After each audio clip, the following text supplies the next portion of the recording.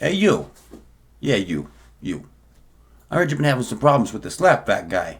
You know, we can offer you some protection for like $20 a week. You better make sure and pay, though, or we're going to be the ones slapping the facts into you.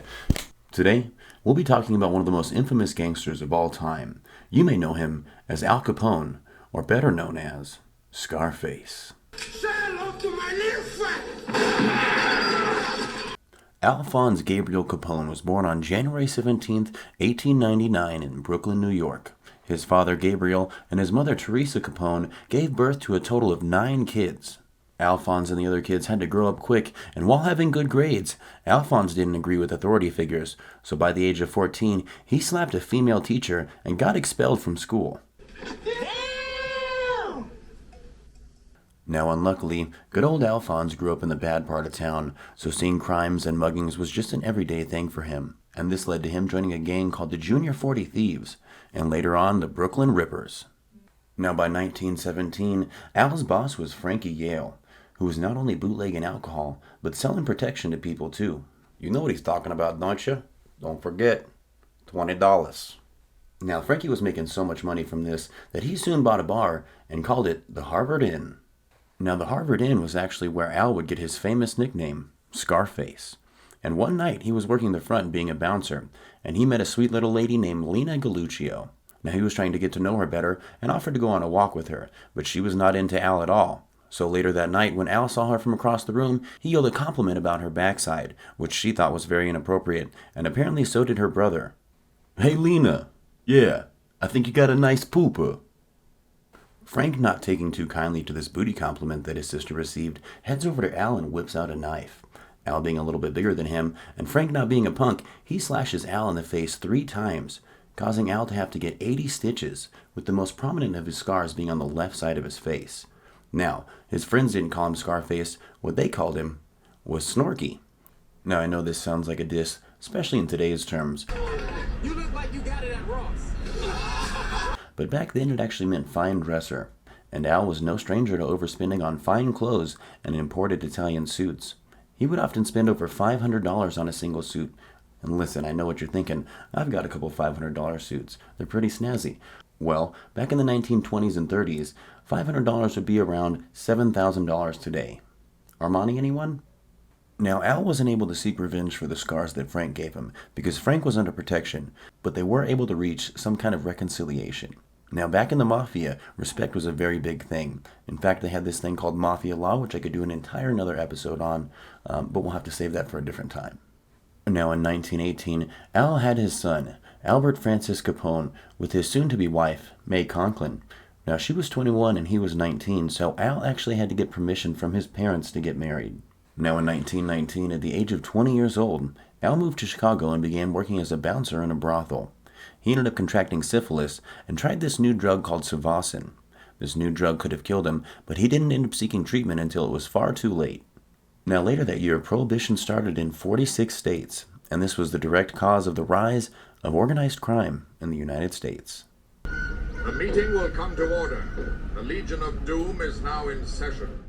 Now, life was going good for Al. He picked up a house on 7244 South Prairie Avenue in the south side of town for $5,500. And at this time, he was working for Johnny Torrio, and they were making and moving so much alcohol that people were treating them like celebrities. Everything was going good until 1923 when a new mayor was elected, and they started cracking down on crime. Now, Al and the group moved to the suburbs out of their reach, and this was a big issue now, so Al started to control the local government where he was to make sure that he had more protection and safety than before. After running the local government in Cicero for almost 3 years, the Democratic Party put up a challenger, and they were threatening to clean up the town. Now, Clanner was the current politician in town, and he decided that he needed Al's help to win the next election, so he offered Al and all his men immunity from prosecution in the town to help ensure the win of the next election. So Al did not hesitate to agree to this and sent 200 men right over to get started working. Now, some things Al's men would do to help get this election under control is they would go around holding up election booths, making sure that every vote put in was for Clanner. And if you didn't want to vote for him, well, they'd kidnap you till the election was over. Other local politicians just got their buildings shot up to show them they were serious. Now, the Cook County judge finally heard about this, and he was able to send over 70 Chicago policemen to help get control of the situation. And they went around town looking for Al. And when they found Al, he had his brother Frank with him, and a shootout ensued. It was in this very shootout that Frank Capone would lose his life, but luckily, Al Capone was able to get away. Now, there was a huge funeral for Frank because Al was no stranger to overspending, and he wanted to make sure that everybody knew how much respect he had for his brother. He didn't only have gunfights with cops, he had gunfights with other gangs as well, and they had such a deep rivalry with the O'Banion gang that the O'Banion gang set up Torrio to get arrested at one of their bars when it got raided. Now, Torrio, in revenge, set it up so that O'Banion got shot in his own flower shop on November 10th, 1924. Later, on January 25th, Al Capone was ambushed, but left unharmed, just a little rattled up. And 12 days later, Johnny Torrio was shot, leaving Al Capone, at the age of 26 years old, to be the lead of the 5 Points gang. Now, with so many attempts on Al's life, he spent more time out of the city. He would often be found at the train station, renting out an entire train car for his entourage to go to places like Kansas City, Omaha, Little Rock, and Cleveland to spend a week at a luxurious hotel. Now, Al would find a permanent place out of town in Palm Island, Miami, Florida. He would purchase a $40,000 mansion, and today's money, that would be around $676,000. Now, money was no object when it came to Al's security. He would purchase a 1928 V8 Cadillac Townsend and put a whopping 3,000 pounds of armor plating and bulletproofing on this. Now, this carbureted V8 pumped out a hefty 90 horsepower. God, that almost leaves like a bad taste in my mouth. A carbureted V8 from 1928 with 90 horsepower. I know some single-cylinder guys out there pushing over 100 horsepower, so that is sad. While that thing was probably slow as hell, Al wasn't just going to let you shoot up his new Townsend while he was driving away. He had size-specific holes cut in the back and the sides so that they didn't have to open the doors or the trunk to shoot back at you. Now, Al always wanted the best of the best, so when they came out with the V16 Cadillac Townsend in 1930, he picked one up right away, and the numbers are off the charts on this one. 165 horsepower. 16 cylinders, 165 horsepower, were the cylinders like this big? What the hell? Now, this specific vehicle would actually get picked up by a museum later, and when they sold it to the new person, it still had 2 Tommy guns in the trunk. Al was known for his organized crime, but he was also known for his unorganized partying. Now, him and his crew would often go to the local golf course and get completely shit-faced drunk. Now, they would make all kinds of outrageous bets on even the smallest of things, getting so drunk that one day, Al was reaching into his bag to pull out a club and accidentally shot himself.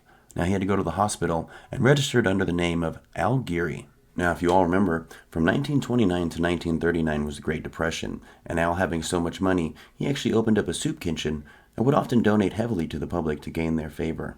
But soon, Al would fall out of favor with the public after the Valentine's Day Massacre, where he made a deal with a rival gang to sell them some liquor cheap, and they agreed.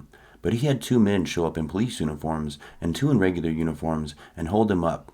They got them lined up against the wall, and it was all 7 of them, and they just mowed them down. Now, after this, someone ratted out Al, and he was summoned to court. So to get out of this, Al would deny all responsibility and actually feign sick twice, postponing the court case so long that all the charges ended up being dropped. Now, even though Al was able to make it out of this court case, he would end up getting arrested multiple times after this and end up having to serve a year in prison. Now, he was tried multiple times for vagrancy, and they brought him up on charges for 6 months, but he was awarded an appeal and was able to stay out of prison. Now, Mabel Walker Willoughby was looking into mobsters' rich, lavish lifestyles, and she noticed that all the money they had never been recorded by the government. Therefore, it had never been taxed. And this is where the idea to convict them on tax evasion came from. Now, before Al, she even tried this on another man, Manly Sullivan, and he was an illegal bootlegger. Now, the outcome of this trial was that even illegally gained money should be taxed by the government, and he was convicted on tax evasion. And soon Al was brought to court, and after multiple court cases, he was brought up on over 5,000 counts of violating the Volstead Act. Now, the Volstead Act is the laws surrounding prohibition. Now, the 5,000 violations of the Volstead Act didn't end up sticking, but what did was the 3 counts of tax evasion that they brought up against Al Capone. Now, he would end up serving a total of 11 years for this sentence. And on May 3rd, 1932, at the age of 33, Al Capone went to prison. He was 250 pounds, he had gonorrhea and syphilis, and a perforated nasal cavity due to having used so much cocaine. Now, at first, Al went to the local pen, where all the inmates complained about him being weak and not being able to take the beatings. and with all the crazy rantings that were being sent home in his letters, everyone was starting to think he was going crazy. So then, he was sent to Alcatraz. 'Cause great, that's gonna help. Now later on in 1936, there was an attempt on his life where he was stabbed in the back by an inmate.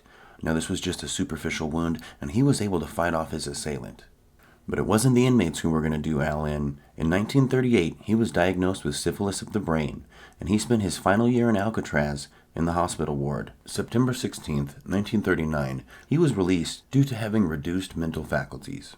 Now, Al Capone was one of the very first people in the United States to receive the magic drug penicillin, and even though it did help slow his paresis, caused by late-stage syphilis, it wasn't enough to cure him. Now, Al Capone would spend his final years with the mental age of a 12-year-old.